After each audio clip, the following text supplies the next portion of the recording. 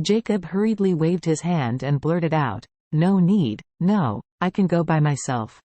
Although Mei Ching was a bit regretful, she nodded her head very understandingly and said, "Then if you need any help, remember to call me."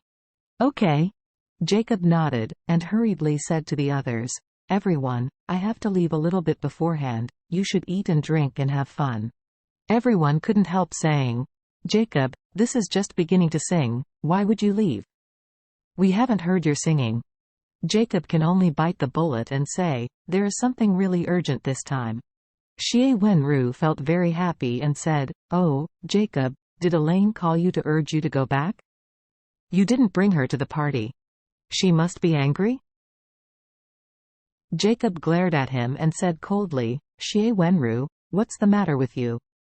Why are you everywhere?"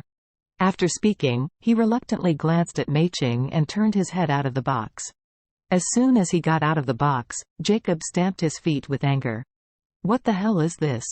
How did Elaine come back so soon? Why can't she learn from Horaya?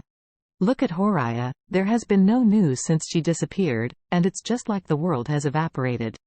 If Elaine could learn from her, it would be great. Jacob rushed out of the glorious clubhouse, hurriedly drove his BMW to the People's Hospital. Also running towards the People's Hospital was Claire, who was full of worries. She heard that her mother's leg was broken, and she was extremely anxious in her heart. She didn't know what happened to her mother in the past 2 days. Elaine hung up the phone, holding her right leg, aching cold sweat like rain. While she screamed, she urged the driver in annoyance, and said, "Can you still work with this broken car? Drive so slow. I am hurt, you know?" The taxi driver said unhurriedly, "City driving is limited in speed. I must strictly follow the speed limit regulations. Speeding will not only deduct points, but also pose a great threat to the safety of pedestrians." Threatening your mother. Elaine was feeling angry. Hearing what she said, she immediately scolded angrily, "Drive faster. It hurts me so much that you can make more money, or why? You are so delaying. In case I am disabled, my mother will never end with you in this life." The driver said helplessly, "I have driven this car fast enough. If you think I am driving slow, then you can go down and change to another car." Elaine didn't even think about it, and blurted out, "What's your attitude? Believe it or not, I will complain about you. Believe it or not, I will make you unemployed today."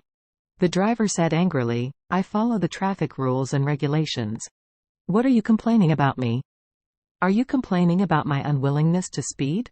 Elaine gritted her teeth and cursed, "I complain that you are indecent and sexually harassed me." The driver laughed suddenly, looked at her through the rearview mirror, and said contemptuously, "You look at what you look like, so ugly? Your 2 front teeth are gloriously laid off, just like the one in the sketch-like song Dandan. You still have the face to say that I sexually harass you? Don't sexually harass me, I will burn a lot of incense." Elaine herself suffocated her stomach. When she heard that the driver dared to talk back to her, even dared to ridicule her ugliness, she suddenly became angry and shouted coldly, "What's your name? Which company do you work for? I'm right now calling to complain, believe it or not." When the driver heard this, he immediately became angry and pulled the car over and said disdainfully, "If you want to complain, please complain. If I can't take your order, get out of here." Elaine scolded, "Let me go down? How old are you? Drive me quickly, have you not heard? You're delaying my treatment of legs, and I am desperate with you." The driver turned off the car and sneered, "I'm sorry, my car is broken and can't go. If you don't want to get off, then you just stay here." Elaine did not expect that the other party would not buy her own account at all, and was about to continue to get angry, but did not expect the driver to push the car door and smoke. Charlie was amused while sitting in the co-pilot. The mother-in-law seems to never figure out the situation. Now it is her own broken leg that needs treatment as soon as possible, and it is not the broken leg of a taxi driver. What is the point of her pretending to be a taxi driver? Now people just stop driving, isn't she the one who delayed it? But Charlie didn't bother to care about her, so he deliberately asked, "Mom, what shall we do now? Can't you just spend it here?" Elaine is about to explode, but now she has a broken leg and must rush to the hospital for treatment as soon as possible. Otherwise, what if she is left behind and becomes disabled later? So she could only say to Charlie, "Go and stop another car."